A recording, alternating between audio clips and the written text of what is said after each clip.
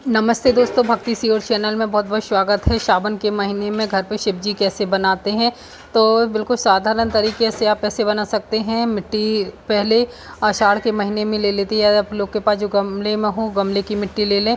आप पहले सबसे पहले बनाए गणेश जी और प्लेट में बनाए शांतिया। एक बेलपत्री रख लें, बेलपत्री ना हो तो कोई भी पत्ता रख लें। फिर और एक चौकी रखें या पटा, उन पे प्लेट थाली जिसमें भी भोले बाबा को बनाना है उनको रखें। ज़मीन पर इकट्ठ ना बनाएं।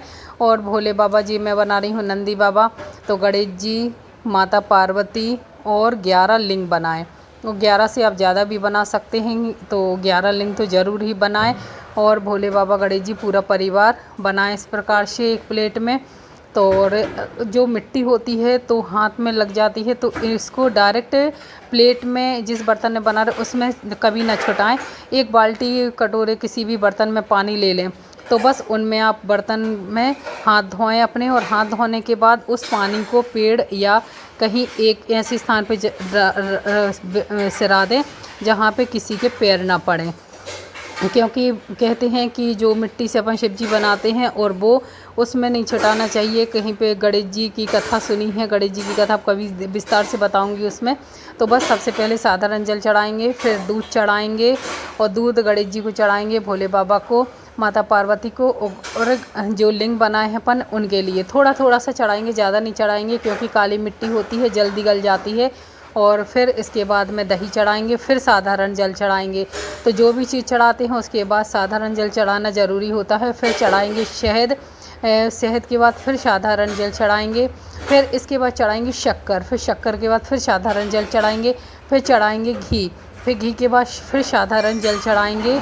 और इस प्रकार से अपन सभी सामग्री को चढ़ाएंगे। फिर चढ़ाएंगे गंगा जल, फिर साधारण जल चढ़ा के फिर लगाएंगे सभी को चंदन, गणेश जी को, भोले बाबा और लिंग को। और माता पार्वती जी हैं तो वो चंदन नहीं लगाती, माता जी को लगाएंगे हल्दी और कुमकुम। तो सबसे पहले माता पार्वती जी को लगाएंगे हल्दी, इसके बाद माता पार्वती जी को लगाएंगे कुमकुम और कलावा, रक्षा सूत्र, जनेऊ, इस प्रकार से सभी चीज़ें चढ़ाएं। फूल पुष्प वगैरह चढ़ाएं। और मेरे यहाँ जो भोले बाबा का अलग अभिषेक कर रही है, मंदिर है, मंदिर में भगवान को विराजमान करते हैं।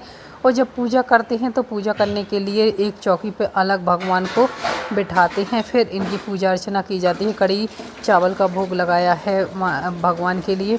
और यहाँ पे भोले बाबा के लिए मैंने चना और गुड़ और एप्पल लिया है भोग में, और दूध, दही, पंचामृत मिला के उसका भोग लगाएंगे। अब इसके बाद जब भी भोग लगाएं तो बेलपत्री ज़रूर रखें। और आरती जलाएंगे तो आरती का पूजन करना ज़रूरी है। पहले चंदन और फूल ज़रूर रखें, फिर इसके बाद आरती करें। और आरती भोले बाबा की करते हैं तो पूरे नहीं घूमते, आधे घूमते हैं। फिर आरती ले लेंगे, भगवान जी को दे देंगे अर्घा फेर के, और अपन आरती ले लेंगे। फिर आसन हिला देंगे, मतलब हिला देते हैं। उसके बाद अपन आसन के नीचे जल छोड़ देंगे। वीडियो पसंद